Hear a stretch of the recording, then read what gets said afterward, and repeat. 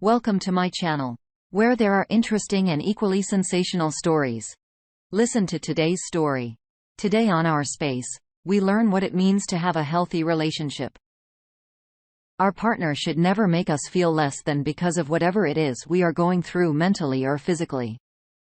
Up first, we must stick with the people that make us feel safe. 48 hours into learning, my wife was on the path to a full-blown affair. Needed to write this somewhere as I feel like I have nobody to talk to at the moment. Forgive me if I ramble. This October will mark 27 years of marriage. We have 2 kids. Daughter lives at home with us, recently married while waiting for her husband's deployment to the Air Force. Our son is a Marine and lives on the opposite coast. We've had a rough patch for probably the last 6 months that is mainly based on me having Ed. To be blunt, my wife wants a lot of sex, and there's only so far I can go. Tried multiple pills, and nothing has worked. Used toys and try to get creative, but for her, it's not the real thing. She was becoming more and more distant, actually lashing out at me saying I didn't love her anymore, or I wasn't attracted to her. I've had my own struggles dealing with Ed, and I did turn her down for sex sometimes because I feel horrible about how it all goes down knowing she's not fully satisfied. My wife was on social media quite a bit and posts a lot. Nothing crazy, but we're different that way. I like to read what my friends are up to, but don't post a lot while she is constantly posting. For a couple of months, she started posting a lot of pictures of herself, which typically get a lot of her friends telling her how beautiful she is. I noticed a guy was all over her posts, but figured, hey, some guy probably has a crush on my wife. But my wife would never engage in anything like that. So the last few months, my wife started becoming more distant while getting upset with me and suggesting I was the one not giving her enough attention. With the whole COVID thing, she's not working, and I'm working full-time at home. I figured this was a case of the stress of everything going on, but made an effort to engage even more with her. I would come out of our office as much as possible during the day and come down to talk to her. She was clearly shutting me down and pushing me away at that point. We had a huge blow-up where she laid out everything she's unhappy about. I'm not giving her what she needs. She needs to feel closeness. She needs more intimacy. Longer discussion led to her saying our current sex life was a big problem, and she craves so badly what no longer works in me. I feel awful, but don't know what else to try. So to try and get to where things went completely sideways. 2 nights ago, we're talking and her phone goes off. I was right next to her, and it was a Facebook Messenger message from a guy. The same guy who is heavily engaging with her on Facebook. It pops up right in front of us. Miss you, thinking about you. I'm like, what the hell is that? She starts by explaining that he's just a friend that she knew growing up, and he reached out on Facebook. They knew each other's families, so it really is nothing. What proceeded to happen throughout the night was unwinding a series of lies where I'd learn more and more. They've been talking for months, but just reminiscing about family and childhood stories. Then it went to, she was telling him she is struggling in her marriage, but she swears that was it. I pushed for her to come clean, and it went further. They were exchanging fantasies about what they do to each other. She was breaking down, saying she just needed sex so bad. And again, we have sex in the sense that we do as much as we can without penetration. She finally says, I have to go out. I promise I'll be back, but I know this is horrible, and I need to think I almost lost it as she was walking out and said, please don't leave me, but I bit my tongue. I figured she was going to call a friend or something. I'm talking a girlfriend here. And maybe a dick move. It hit me that what are the odds she is talking to this guy? And I went to the Verizon site and looked at her phone logs. Sure enough, it showed a number she had a 30-minute call with right after she left. I started doing every bit of research to find out who it was. It was getting really late, and I was super concerned about why she wasn't coming back. I texted a few times, but she didn't answer. Eventually, I got a text around 2 a.m. that she's coming home. When she got home, I asked what she had done. She told me she went to see one of her girlfriends, and I said, who did you call? She said she called her girlfriend. I know her friend's number because our families are friends, so I said, I know you made another call. She looked shocked and I said, just come clean. She said when she left, she called him to tell him what was happening. I pointed out that she has been continuously lying throughout the night. So at that point, just come out with all of it. So throughout the night and into the dawn, it all came out. She said they haven't had sex yet, but they were to the point they were planning on it. And she said it was definitely going to happen. I asked her multiple times throughout the night if it was going to stop, and she was invested in us. Every time I got a non-committal answer, she's confused. She feels lost. She told me that she wouldn't talk to him at one point, but he reached out to her the next day, and they spoke for about 20 minutes. Sorry for rambling. I don't have the first clue what to do. I really have no one to talk to. It's so weird that she is looked at as a pillar of our community, and I'm just a quiet, hard-working husband. If you were to be told that there was an affair going on in between us, I guarantee everyone that knows us would want to know what the hell I've done. Maybe that doesn't matter, but again, it's just feeling like I can't turn anywhere. I don't even know how to wrap this up. I'm in so much pain. Like, I can feel physical pain from this. My chest is hurting and I feel so sick. If you read this far, thank you. I don't know what to do. I'm sorry, OP. I feel like the fact that she was posting pictures on her social media was because she was already talking to this guy. Having Ed is never a cause for anyone to stray away from the relationship. Look for some sort of validation elsewhere. This isn't on you. It seems as though she's attacking your masculinity, which definitely isn't something you need in a scenario like this. In fact, it more than likely makes it worse on you physically. Additionally, by the sounds of it, it's due to your wife's own ego and insecurities. But there are so many other factors in a relationship that can bring two people together to share intimacy. Intimacy, closeness, and security can come from all sorts of angles, not just sexually. I'm sorry this has happened, and I'm sorry this has placed so much pressure on you. 3 years update. It was one of the darkest times of my life, but I wanted to share this update because in my mind, a miracle happened the night I posted this. And wanted to share that there is definitely hope for the future when your life might seem to be crashing all around you. Writing the post was very difficult and out of character for me, but at the time, felt like I had nobody to turn to. If you look through the thread, there's a one reply that basically says I've sent you a message. I responded. Over the next few weeks, this woman shared her story with me very similar and gave me advice and support. We learned about each other and eventually developed a friendship. We went from Reddit messaging to texting, to calling, and eventually we agreed to meet. Our closest friends were cautioning us to take things slow. But something clicked in us, and it wasn't long after we met and started seeing each other that we knew we were in love. Fast forward to 3 years later. Marriage is in our future. I am more happy and in love than I have ever been. It's not lost on us that we both shared a horrible experience and have been fidelity. It's admittedly something that bonded us together. But that's also increased our communication abilities. As we know, we are two people with emotional scars.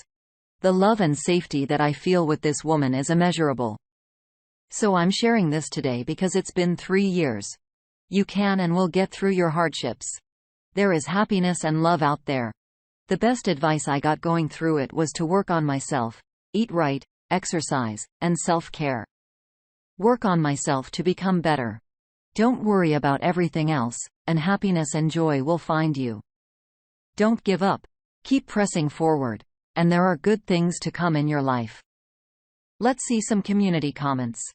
Fluid Big 8126 says sometimes you need to just meet the right person and what's that? I am glad Reddit came to the rescue. Obviously, the little fellow was protesting. What happened to your wife? The op replies, my ex-wife pretty much got dumped after meeting up with her guy. She's had a couple of boyfriends since. She hasn't learned anything since we divorced, and she's buzzing through money, and my grown-up kids have told me they are already talking about what they'll have to do with mom once she runs out of money. I'm pretty much 100% cut her out of my life. The Mockingbird wants to say, Did the self-care help out with the ed, or do you attribute that with the healthier relationship? I'm glad you moved on, especially with how long your marriage was at the time. It's pretty inspirational. I hope the kids like the new wife. I hope he replies, the self-care certainly helped. I'm much better, but I still have good days and bad days. But the biggest difference in all of it is being with a partner who specifically told me, you're safe with me. We're in this together, and she has been true to her word. A healthier relationship certainly makes a difference. What a beautiful turnout. All it takes is someone to accept us just as we are. I'm so glad you both have each other up. Wishing you both well. What are your thoughts? Next up, we should never blame ourselves. My husband cheated for 3 months and asking for separation. What is next? I'm a working mom, 40 female, with 2 children, 8 female, and 4 male. My 41 male husband just told me yesterday he cheated on me last year for 3 months. I'm now quite shell-shocked. We've been together since I was 23, that is 17 years worth of relationship, out of which we were married for 10. When asked why, he said he could not find the emotional connection with me now, and plus the lady he cheated on me with is pretty hot. I admit I have let myself go with parenting and trying to maintain the household. When asked if he still loves me, he said no. And then he felt immense guilt, hence he's letting me know 4 months after he ended that relationship. He also said he felt trapped and that our relationship has evolved into one where we only focus on kids. The thing is, he is always facing his computer screen even when I'm in the same room as him. With that, I thought I'm giving him space. I'm just stunned now. I've always been as big a supporter. When he told me at the end of last year, he's in debt for $50,000, after lashing out on him for not sharing and always keeping to himself, I took out almost all of my savings to help him. And the type of wife who gives him a lot of space and never questions his whereabouts as I trusted him. He dropped the ball on picking the kids up and household chores to focus on his new business, and I picked up the slack despite I myself and working full-time. I parent our 2 happy kids to the best of my abilities, and he just said he felt trapped. Now he's asking for separation. He will go look for a lawyer. So what should I do next? Update.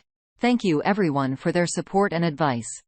I'm hesitating to be too harsh on him as he had been a pretty hands-on father with the 2 of them.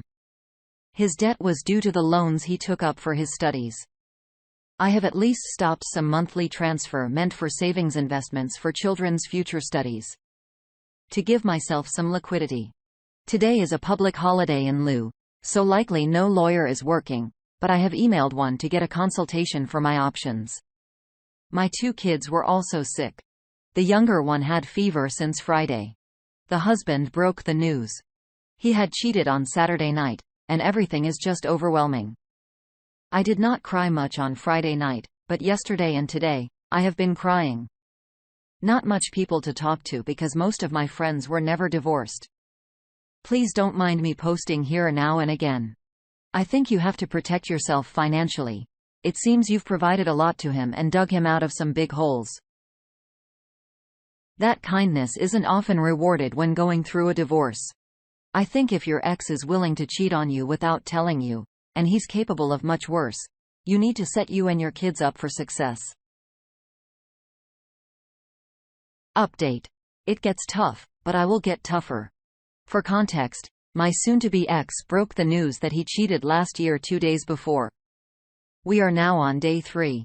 My 2 kids were still sick. I broke the news gently to my older child yesterday, and she cried.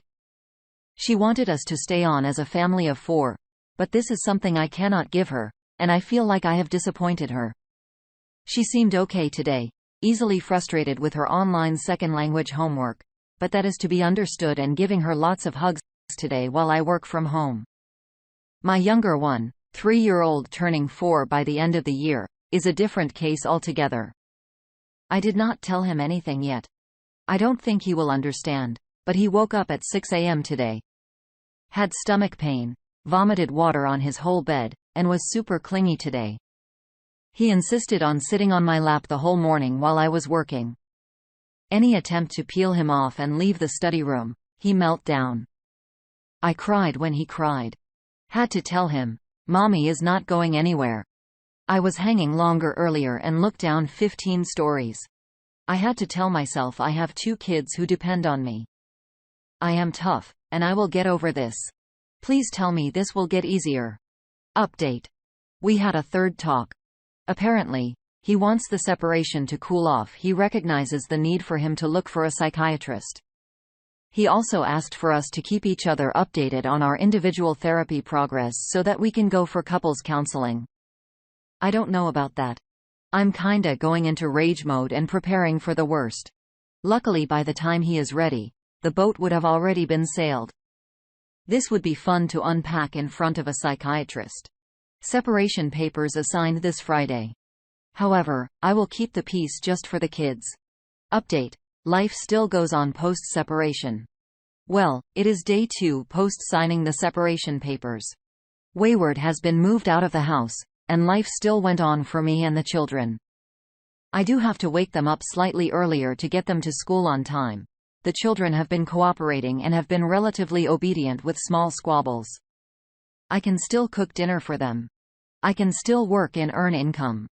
I can still do my role as a mother. I did not cry in front of him when we went to close a joint account and sign the papers. I kept my chin up high. He admitted he has screwed up, and he looked emotional, but I don't want to care for his feelings anymore. He created a situation where he betrayed me, his silent and biggest supporter, and the children. I had lunch with my bestie after and cried with her. Then I went to have my second therapy session, and I felt relieved and blessed that I still have my children. I still have my independence. And I lost the deadweight and no longer have to live a life monitoring his face to see if he approves or not. I still can set objectives. I can make arrangements that make me happy, and being able to do this makes me feel thankful. Tomorrow's my birthday, and I have made plans to get a hair makeover. And once the helper comes, I will be able to put more effort into exercising. Once I drop some weight, maybe I will arrange for a celebratory photo shoot with my 2 children among tall grasses to commemorate our survival. Life is still good. Let's check for one community reaction real quick. Blackburn 417 says sounds nuts. I watched videos of Kate Daniels who felt grass for the first time. I realized they were like us in a way. I was tied to a man in lockdown while he explored and experienced everything without me. I didn't know what I was missing because my reality was being his wife and a young mother of 2. I didn't know about the uncertainties outside of what I knew until I did.